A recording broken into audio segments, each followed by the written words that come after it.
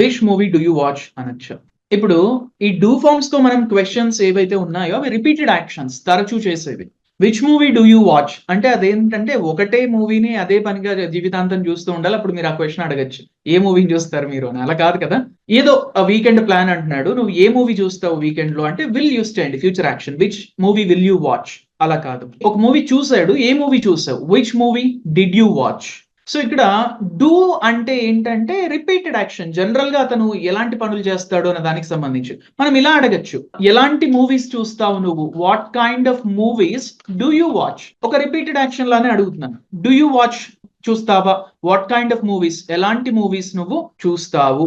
ఈ what kind ఏదైతే ఉందో కైండ్ కి బదులు సార్ట్ కూడా యూస్ చేయొచ్చు. సార్ట్ అన్నా కూడా ఏ రకమైన అన్న అర్థమే వస్తుంది.